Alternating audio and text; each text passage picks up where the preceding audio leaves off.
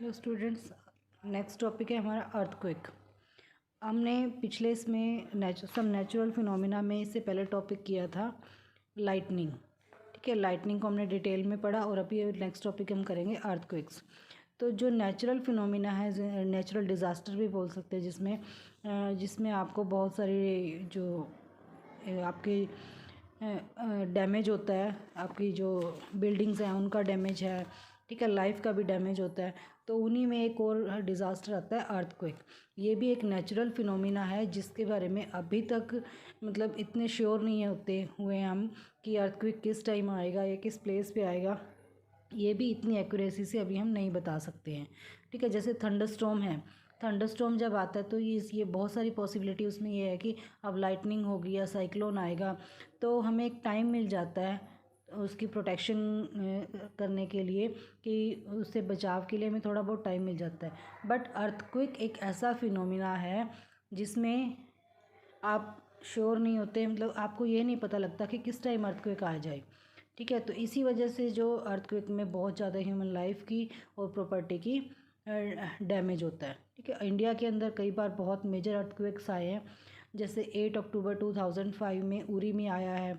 ठीक है, नॉर्थ कश्मीर में आया एक बार, और 26 जनवरी 2001 में भुज डिस्ट्रिक्ट में, गुजरात का एक भुज डिस्ट्रिक्ट है, वहाँ पर आया था 26 जनवरी में 2001 में। तो वो उन जो अर्थक्वेक्स थे, उन अर्थक्वेक्स में बहुत सारी आपकी ह्यूमन लाइफ और प्रॉपर्टी की डैमेज हुई थी। ठीक है, तो इस चैप्टर में अभी हम पढ़ेंगे कि अर्थक्वेक क्या होता है और किस वजह से आता है ये। ठीक है, और इससे बचने के लिए हम क्या क्या कर सकते हैं। देखिए, फर्स्ट हमारा what is an earthquake. An earthquake is a sudden shaking और trembling of earth which last for a very short time. Earthquake क्या है? ये जो हमारी अर्थ है उसका अचानक से हिलना, शेक होना। ठीक है, अचानक से शेकिंग होना, ट्रेम्बलिंग होना, हिलना उसका, और ये बहुत छोटे कम टाइम के लिए होता है। It is caused by a disturbance deep inside the earth crust. Earth की जो अर्थ क्रस्ट है, उस अर्थ क्रस्ट के अंदर डीप में जाकर हमारी जो अर्थ की प्लेट्स होती हैं उनके हिलने की वजह से अर्थक्वेक आता है। ठीक है, earthquakes occurs all the time all over the earth. Earthquakes हमेशा आते रहते हैं हमारी अर्थ के किसी न किसी पार्ट में। They are not even noticed, ये मतलब इनको इवनली नोटिस भी नहीं कर सकते कि हम एक रेगुलर टाइम पीरियड के बाद ही आते हो। Major earthquakes are much frequent, they can cause immense damage to building, bridge, dams and peoples. जो मेजर अर्थक्वेक्स हैं उनसे बहुत ज़्यादा आपकी डैमेज होती है बिल्डिंग्स के अंदर, डैम्स में। ठीक है, there can be a great loss of life and property. Earthquake can cause flood, landslide and tsunamis. A major tsunami occurred in the Indian Ocean on 26 December 2004. 26 दिसंबर 2004 में जो सुनामी आई थी इंडिया में, बहुत तो उसमें भी बहुत सारी प्रॉपर्टी की और पीपल्स लाइफ, ह्यूमन लाइफ की बहुत डैमेज हुई थी। All the coastal area around the ocean suffered huge losses. Coastal area जहाँ पर सुनामी आई थी इंडियन ओशन में, वहाँ पर बहुत सारा ह्यूमन लाइफ का लॉस हुआ था वहाँ पर। तो नेक्स्ट है व्हाट कॉज एन अर्थक्वेक। अब ये अर्थक्वेक आने के रीज़न क्या क्या हैं। पहले के टाइम में क्या होता था, जैसे पुराने टाइम के लोग कहते थे कि जो हमारी अर्थ है उसको बैलेंस करने के लिए एक बैल ने अपने सींगों पर उठा रखा है। तो बैल क्या करता है, जैसे अपने एक सींग से दूसरे सींग पर अर्थ को शिफ्ट करता है तो अर्थक्वेक्स आते हैं। But it is not true. ठीक है, अर्थक्वेक आने के रीज़न्स हैं, और वो रीज़न्स क्या हैं हम डिस्कस करेंगे अभी। देखिए, ये हमारी अर्थ का स्ट्रक्चर है। इसमें जो आउटर मोस्ट लेयर है वो क्या, हमारी क्रस्ट। जो इनर लेयर है, ठीक है, उसको बोलते हैं मेंटल। और जो हमारी इनर मोस्ट लेयर है, ठीक है, इनर मोस्ट लेयर को हम क्या बोलते हैं, कोर। उसके दो पार्ट होते हैं, एक होता है आउटर कोर और दूसरा होता है इनर कोर। तो जो क्रस्ट है मेनली, जो आपका अर्थ सरफेस है, अर्थ सरफेस के नीचे जो क्रस्ट की लेयर है, वो क्रस्ट लेयर काफ़ी डीप है। तो उसी क्रस्ट लेयर में डिस्टर्बेंस की वजह से क्या आते हैं आपके अर्थक्वेक्स। ठीक है, the outer most layer of the earth is not in one piece, it is fragmented. जो आउटर लेयर हमारी क्रस्ट है वो एक पीस में नहीं है अर्थ की, रेगुलर पीस में नहीं है, वो क्या है, फ्रेगमेंटेड में है, फ्रेगमेंट है, उसके टुकड़ों में है वो। Each fragment is called a plate, और इस हर एक एक फ्रेगमेंट को हम क्या बोलते हैं, plate. These plates are in continual motion, ये क्या कॉन्टिन्यूली मूव करती रहती हैं जो प्लेट्स हैं। When they brush past one another or a plate goes under another due to collision, जब ये प्लेट जैसे एक दूसरे के नीचे स्लिप कर जाती है, कोलाइड कर जाती हैं, ये एक दूसरे को मतलब टकराती हैं, तो उस जगह पर क्या हो जाता है, डिस्टरबेंस होती है, डिस्टरबेंस क्रिएट होती है, और वही डिस्टरबेंस अर्थ के ऊपर, अर्थ सरफेस के ऊपर अर्थक्वेक के उसमें आपको दिखाई देती है। ठीक है, वही हम अर्थ सरफेस के ऊपर उसको हम एज एन अर्थक्वेक ऑब्जर्व करते हैं। Although we know for sure what cause an earthquake, it is not yet possible to predict when and where the next earthquake might occur। अभी तक भी ये श्योर नहीं है, हम ये पता नहीं लगा पाते कि हम नेक्स्ट अर्थक्वेक कहाँ पर और कब आएगा। Tremors on the earth can also be caused when a volcano erupt और अ मेटेओर हिट्स द अर्थ। ये जो अर्थ जो ट्रेमर है, यानी कि अर्थ का जो हिलना है, ये किस वजह से, और भी इसके कारण हैं, जैसे अगर कोई वोल्केनो इरप्ट होता है या फिर कोई मेटियोर अर्थ से टकराता है, तब भी आपकी जो अर्थ है उसमें क्या होता है, ट्रेमर्स आते हैं, और an underground nuclear explosion is carried out.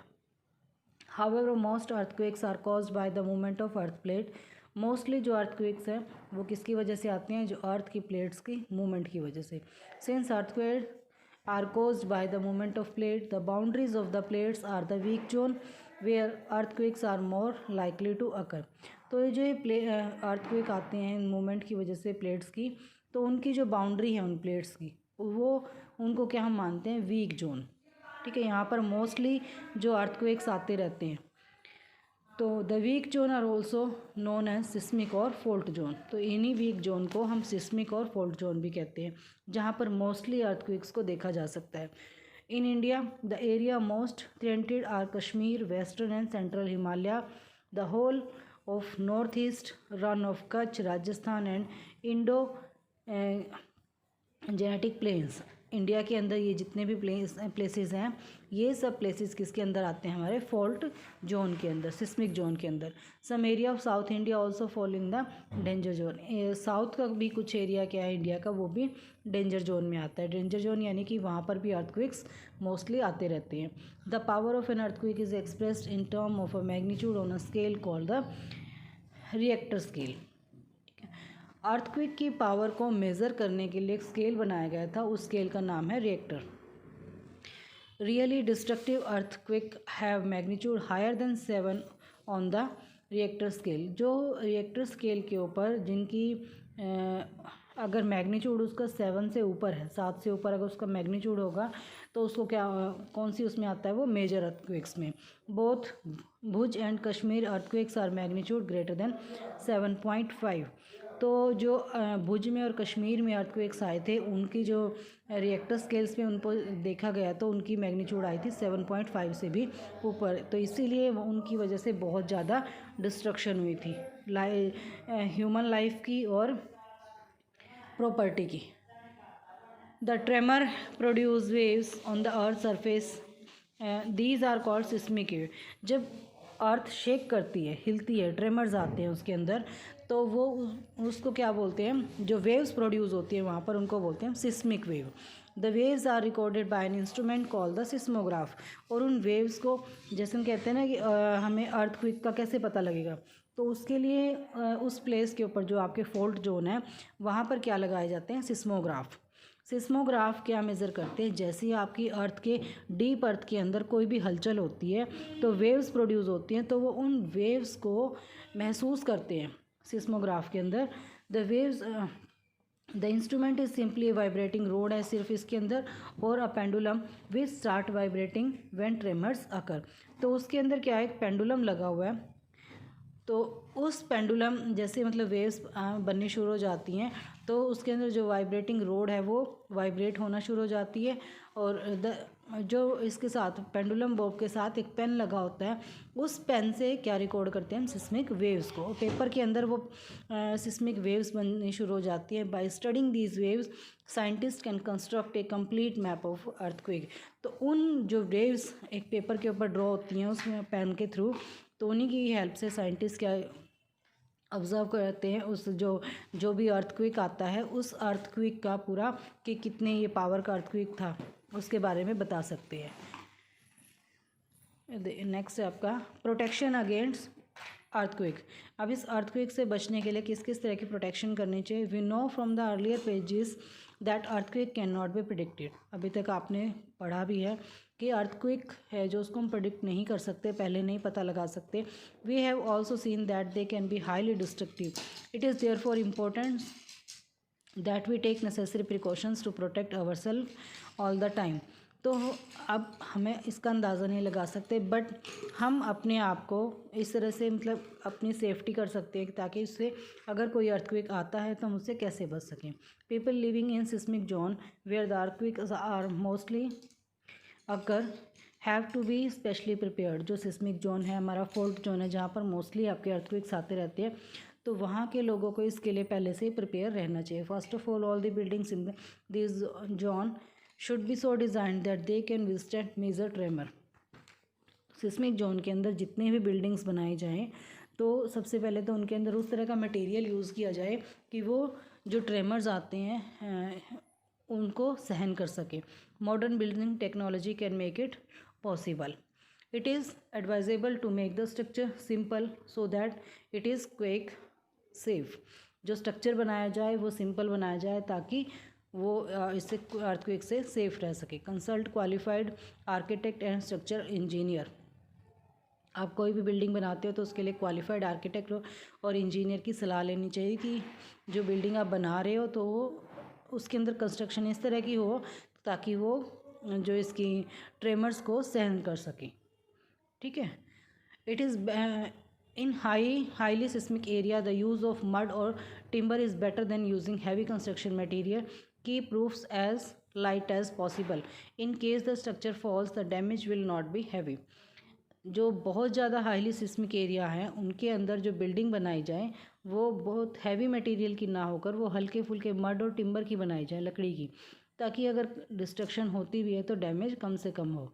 It is better if the cupboards and shelves are fixed to the walls so that they do not fall easily. जो कबर्ड्स हैं और शेल्व्स हैं उनको दीवार के साथ फिक्स करना चाहिए ताकि अगर मतलब ट्रेमर्स आते भी हैं तो वो हिलकर ना गिरें।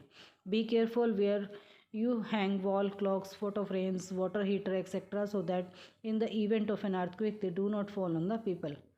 कि जो आपके घरों में वाटर हीटर लगे होते हैं, फोटो फ्लेम या क्लॉक, तो इनसे दूर रहना चाहिए जब अर्थक्वेक आया हो ताकि आपके ऊपर ना गिरे। Since some building may catch fire due to an earthquake, it is necessary that all buildings, especially tall buildings, have fire lighting equipment in working order. तो जितनी भी बहुत बड़ी बड़ी बिल्डिंग्स हैं उनके अंदर fire fighting equipment working order में होने चाहिए ताकि उनको टाइम पर हम यूज़ कर सकें। The central building research institute Roorkee has develop know how to make earthquake resistant houses. जो हमारा रुड़की के अंदर सेंट्रल बिल्डिंग रिसर्च इंस्टीट्यूट है वो इस तरह की जो बिल्डिंग्स हैं, इस तरह के हाउसेस को जो कि इसको ट्रेमर्स को सहन कर सके, इस तरह के हाउसेस बनाने के लिए रिसर्च चल रही है वहाँ पर। In the event that an earthquake does strike take the following steps to protect yourself. और अगर अर्थक्वेक आ जाता है तो आपको कौन कौन से स्टेप फॉलो करने चाहिए। If you are at home take shelter under a table and stay there till the shaking stop. किसी टेबल के नीचे आप बैठ जाइए और तब तक बैठे रहिए जब तक धरती हिलना बंद ना कर दे। Stay away from tall and heavy objects that may fall on you. जो हैवी ऑब्जेक्ट्स हैं उनसे दूर रहें ताकि वो आपके ऊपर ना गिरे। If you are in bed don't get up, protect your head with a pillow. और अगर आप बेड पे हो और अचानक से धरती हिलना शुरू कर दें तो पिलो से अपने आप को कवर कर ले, ठीक है, उठ के मत जाएं वहाँ से। इफ़ यू आर आउटडोर्स, अगर आप बाहर हैं तब क्या करें। Find a clear spot away from buildings, trees and overhead power lines drop to the ground. तो सबसे पहले तो आप एक ऐसी जगह पर जाइए जहाँ पर लंबी लंबी बड़ी बिल्डिंग्स ना हो, बड़े पेड़ ना हो, ठीक है, पावर हाउसेस के पावर लाइंस ना हो। If you are in a car और bus, don't come out, ask the driver to drive slowly to a clear spot, do not come out till the tremor stop. अगर आप car या बस में हैं तो बाहर मत निकलिए, धीरे धीरे आप एक क्लियर स्पॉट पर जाइए, ठीक है, तब तक जब तक ये अर्थक्वेक के ट्रेमर्स वो बंद ना हो जाए। तो इस तरह से इन प्रिकॉशन से आप खुद को बचा सकते हो। तो ये था आपका चैप्टर जिसमें नेचुरल फिनोमिना, नेचुरल डिज़ास्टर्स के हमने पढ़ा, इसमें लाइटनिंग और अर्थक्वेक को, ठीक है। Thank you.